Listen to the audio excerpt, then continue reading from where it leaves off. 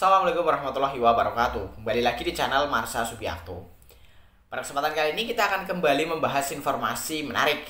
Kali ini kembali terkait dengan P3K ya, atau pegawai pemerintah dengan perjanjian kerja. Jadi hari ini kembali ada informasi atau berita menarik berkaitan dengan P3K ini.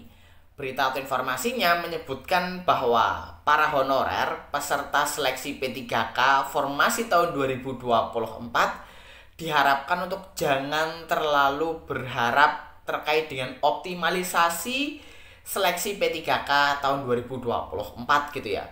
Kenapa? Karena jika instansi teman-teman membuka formasi yang jumlahnya sedikit, artinya tidak sebanding dengan jumlah honorer yang ada, tentunya tidak akan dilakukan optimalisasi. Karena kebijakan optimalisasi dilakukan jika masih ada formasi yang kosong gitu ya. Tentunya kalau formasinya sedikit kemudian pelamarnya banyak, kemungkinan formasi kosongnya kecil, sehingga tidak usah terlalu berharap ada kebijakan optimalisasi. Jadi nantinya tidak kecewa gitu ya. Saat ini berharap optimalisasi, tetapi ternyata sampai pada akhirnya seleksi P3K tahap 2 selesai, tidak ada kebijakan optimalisasi karena semua formasinya sudah terisi. Sehingga teman-teman harapannya tidak terlalu berharap dengan adanya kebijakan optimalisasi ini. Dan untuk lebih jelasnya terkait dengan hal ini, kali ini kita akan coba lihat beritanya ya. Langsung saja, bagi yang penasaran, simak terus.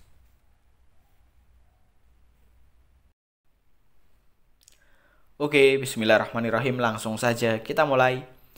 Jadi inilah berita atau informasi terkait dengan honorer yang jangan terlalu berharap optimalisasi gitu ya. Diberitakan oleh jpnn.com, judulnya persaingan ketat, honorer jangan terlalu berharap optimalisasi P3K 2024. Kita coba bacakan ya. Badan Kepegawaian Negara selaku Panselnas CASN akan menerapkan kebijakan optimalisasi keterisian formasi P3K 2024. Kebijakan optimalisasi P3K 2024 tidak hanya diberlakukan bagi honorer database PKN, namun bagi seluruh honorer yang ikut seleksi P3K 2024, baik tahap 1 dan 2. Penerapan kebijakan optimalisasi keterisian formasi tersebut dilakukan setelah pengumuman kelulusan P3K tahap 2. Makin banyak formasi kosong karena tidak terisi, maka jumlah honorer yang terangkut dalam kebijakan optimalisasi formasi P3K 2024 makin banyak. Penentuan kelulusannya dengan perankingan sesuai urutan status prioritas dari masing-masing peserta yang memiliki jabatan dan kualifikasi pendidikan yang sama dengan formasi yang akan dioptimalisasi. Nah, pada formasi-formasi yang persaingannya ketat, jauh lebih banyak pelamar dibanding lowongan, maka sulit berharap kebijakan optimalisasi bisa diterapkan. Misal di Pemkot Mataram NTB, berdasarkan data Badan Kepegawaian dan Pengembangan Sumber Daya Manusia atau BKPSDM Kota Mataram, jumlah peserta seleksi P3K tahap 2 sebanyak 1.872. Mereka akan memperebutkan 30 formasi yang masih tersisa dari proses seleksi tahap sebelumnya. Sebanyak 30 formasi itu terdiri atas formasi tenaga kesehatan dan tenaga pendidik sebanyak 29, sedangkan satu formasi tersedia untuk tenaga teknis di Dinas Pertanian. Kepala BKPSDM Kota Mataram, Taufik Priyono mengatakan, hingga hari kedua pelaksanaan tes P3K tahap 2, tercatat 29 peserta tidak ikut tes. Pada hari pertama tes, Jumat 16 Mei, ada 11 peserta tidak hadir, dan hari kedua, Sabtu 17 Mei, 18 orang tidak ikut tes, katanya di Mataram, Sabtu 17 Mei 2025. Dia mengatakan, ketidakhadiran puluhan peserta tes P3K tersebut di luar sepengetahuan karena tidak ada satupun dari mereka yang memberikan informasi atau keterangan tidak hadir. Padahal jadwal pelaksanaan dan lokasi bahkan waktu sesi pembagian tes sudah diinformasikan jauh-jauh hari agar mereka bisa mempersiapkan diri.